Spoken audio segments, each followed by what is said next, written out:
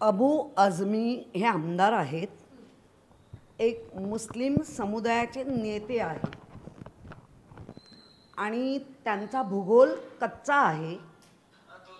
कारण भिवंडी हा महाराष्ट्रात येतं आणि भिवंडीमध्ये अनेक मराठी, हिंदू, अदर धर्मीय, अदर भाषिक सगळे राहतात आणि महाराष्ट्रामध्ये मराठीला अभिजात दर्जा मिळाला आहे.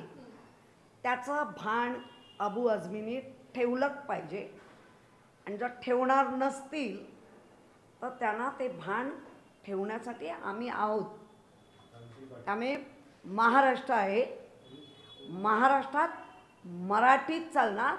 मग ते भिवंडी असू दे नाही तर मोहम्मद अली रोड असू दे, हे लाड नको तिकडे खपवून घेतले जाणारच नाही.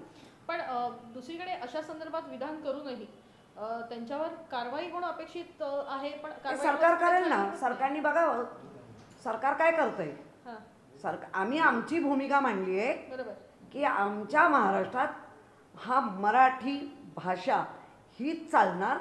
मग कुठल्याही समुदायाने, कुठल्याही धर्माच्या लोकांनी नको तिकडे ज्ञान पाजळायचं नाही आणि पाजळलंच तर आम्ही आहोत तुम्हाला बरोबर दाखवू. यामुळे प्रांतीय वाद निर्माण होण्याची शक्यता आहे. कारण महाराष्ट्रात नाही होणार. लोक हुशार आहेत. आता लोकांना कळून चुकलंय जातीवाद, प्रांतवाद कारण नसताना लावला जातोय.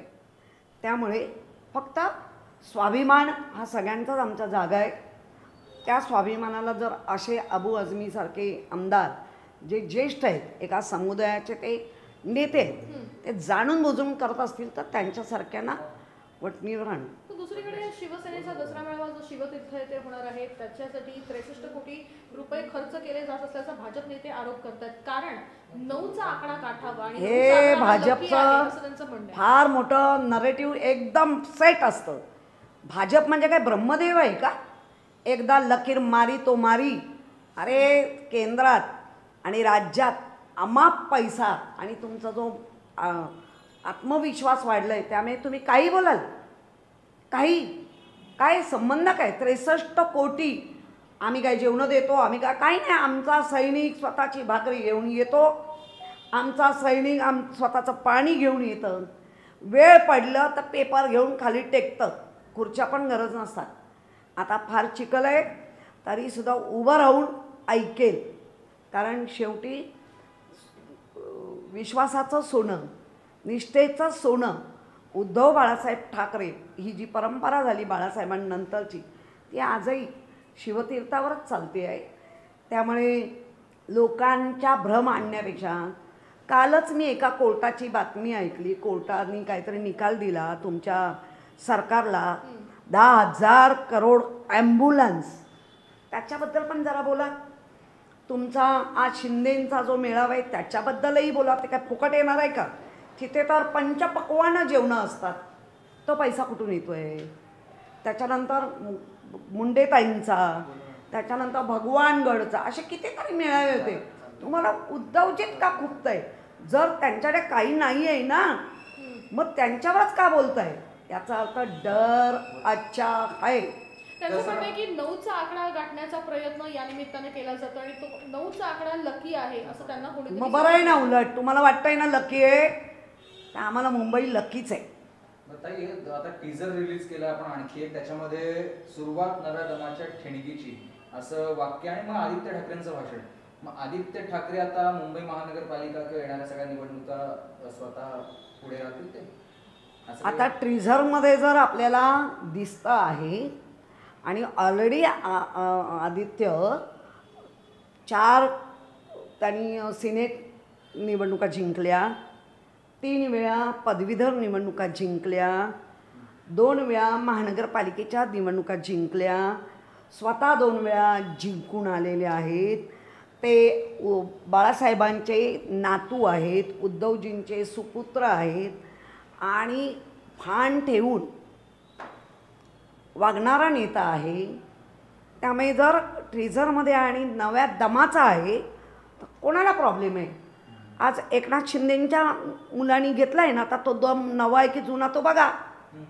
पण हिंदुत्वाचा मुद्दा त्याच्यामध्ये लिहिला, म्हणजे बाळासाहेबांचं ते वाक्य, जमलेल्या माझ्या तमाम हिंदू बांधव. अहो आम्ही हिंदू आहोत हे भाजप म्हणून बाजूला होत नाही हो. आता तुम्ही जेव्हा जेव्हा आमच्या घरी येता कोणाच्याही, आमच्याकडे हिंदूंच्याच माध्यमातून पूजा होतात ना. सण व्रत वैकल्य हे हिंदूंचेच होतात ना. तुमच्याकडे काँग्रेसचे सगळे घेतले, ज्या 3-3 वर्ष जाऊन आतमध्ये आलेल्यांना घेताय. फक्त काँग्रेस नावाला तुम्हाला, स्वतः दस्तूर खुद्द राणे काँग्रेसमध्ये होते, ते पावन झाले का? अरे काय लोक शहाणी व्यवस्थित तुम्हाला समजून घेणारी आहेत, तुम्ही काय करताय.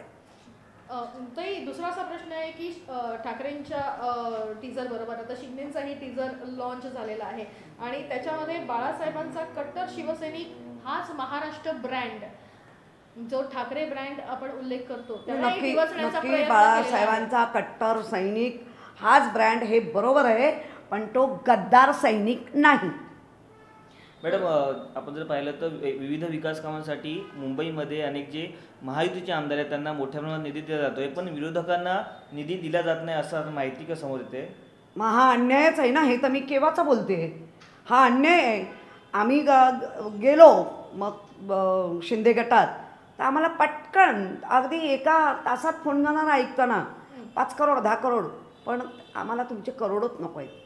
आणि आमच्या लोकांवर अन्याय करताय, जनतेवर अन्याय करताय, आणि ते जनता वारंवार दाखवते. ताई दुसरीकडे आता दसरा मेळावा तर होतो आहे, राज आणि उद्धव ठाकरे एकत्र असे पोस्टर लालबागमध्येही झळकले आणि आता नाशिकमध्येही झळकत आहे. आणि आता दादर परिसरात पण लागलं. नाही मुळामध्ये उद्याचा दिवस सर्वांनीच वेट केला पाहिजे, कारण शेवटी दोन्ही ठाकरे त्यांचं एक स्वतःची एक अशी इमेज आहे, आणि ती इमेज दाखवताना थोडं राखून नक्कीच. याच ठाकरेंची भीती वाटते म्हणूनच कट्टर शिवसैनिक नाही, मुळामध्ये brand आहे एकीकडे असं म्हणतात. त्यांची सगळी तोंडं, अगदी उपाध्यायांसारखा जी चांगली व्यक्ती आहे ते पण वेड्यासारखं बोलत सुटलंय. म्हणजे स्क्रिप्ट दिली जाते आणि 12-12 14-14 म्हणजे रावणाला तर 10 तोंड होती, ही तर 12 14 15 18 काही तोंड बोलतात, आणि स्क्रिप्ट दिलेली असते, हेच बोला तेच बोलतात.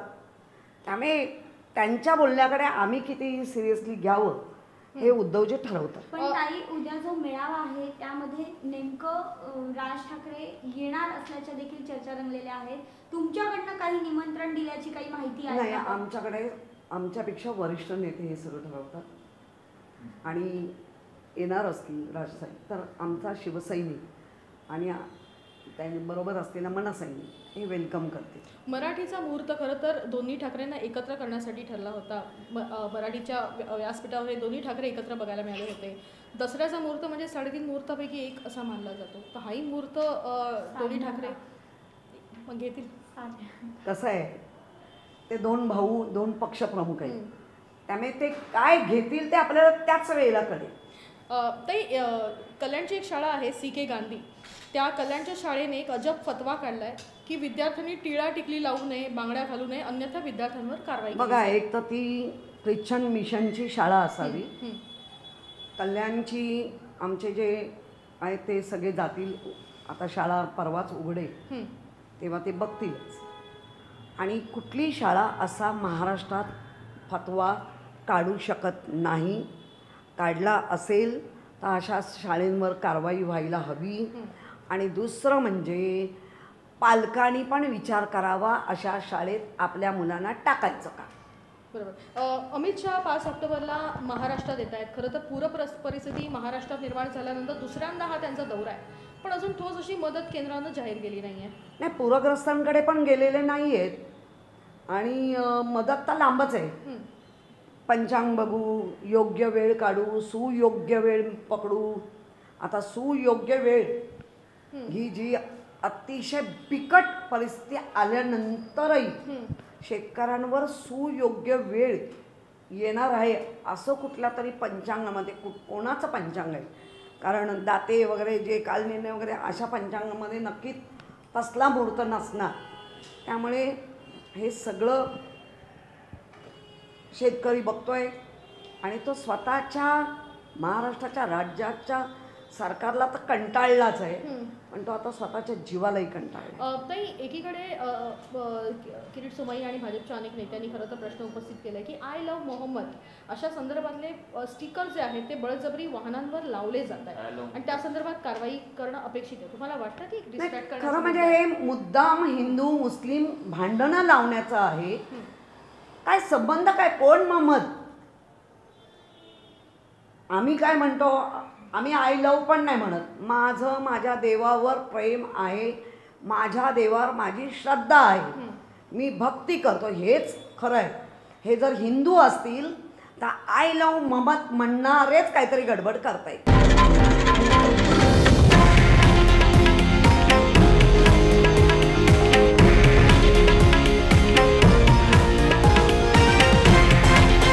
हे आहे देशातील नंबर 1 न्यूज नेटवर्क आणि आपण पाहत आहात TV9 मराठी, एकमेव.